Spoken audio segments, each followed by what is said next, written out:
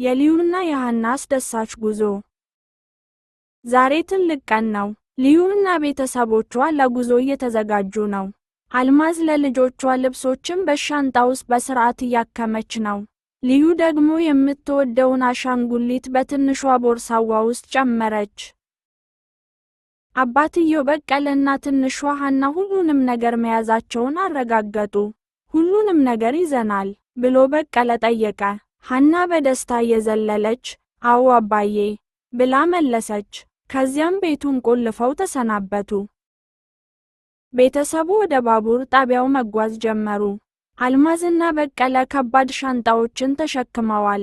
መንገዱ ረጅም ቢሆንም ጉዟችን ግን አስደሳች ይሆናል አለ በቀለ። ትልቁ ቀይ ባቡር በከፍተኛ ድምፅ ሹሹ እያለ ጣቢያው ደረሰ። በቀለ ልዩን እጇን ይዞ ወደ ባቡሩ እንድትወጣ ረዳት። ልዩ የባቡሩን ጥልቅነት አይታ በጣም ተደነቀች። ባቡሩ ጉዞውን ጀመረ። ልዩና ሃና በመስኮት በኩል የሚሮጡትን ዛፎችና አረንጓዴ ሜዳዎች እያዩ ተደነቁ። ተመልከቺ ሃና፣ ዛፎቹ እየጨፈሩ ነው አለች ልዩ።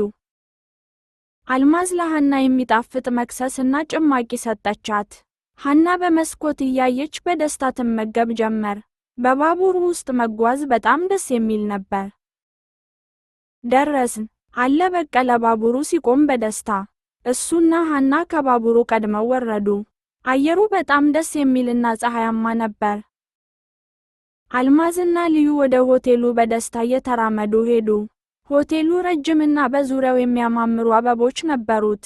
ልዩ ሆቴሉን አየሽው አለች አልማዝ። አልማዝና በቀለ የሆቴሉን ክፍል በቁልፍ ከፈቱት። ክፍሉ በጣም ሰፊና ንጹህ ነበር።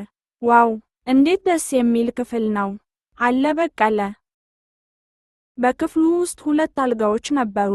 አንደኛው አልጋ በመስኮቱ አጠገብ ነበር። ልዩና ሃና አልጋውን እንዳዩ ወደ እሱ ሮጡ። ሁለቱም መስኮቱ አጠገብ መተኛት ፈለጉ። እኔ እዚህ ነው የምተኛው፣ እኔ ቀድሜ ደርሻለሁ አለች ልዩ ትራስዋን ይዛ። እኔም መስኮቱን ማየት እፈልጋለሁ አለች ሃና። ሁለቱም አንድ ትራስ መጎተት ጀመሩ። በመጨረሻም ልዩና ሃና ተቃቅፈው በመስኮቱ አጠገብ ባለው አልጋ ላይ አብረው ለመተኛት ወሰኑ። አብረን ብንተኛ ኮከቦችን አብረን ማየት እንችላለን አለች ልዩ። በደስታ ተኙ።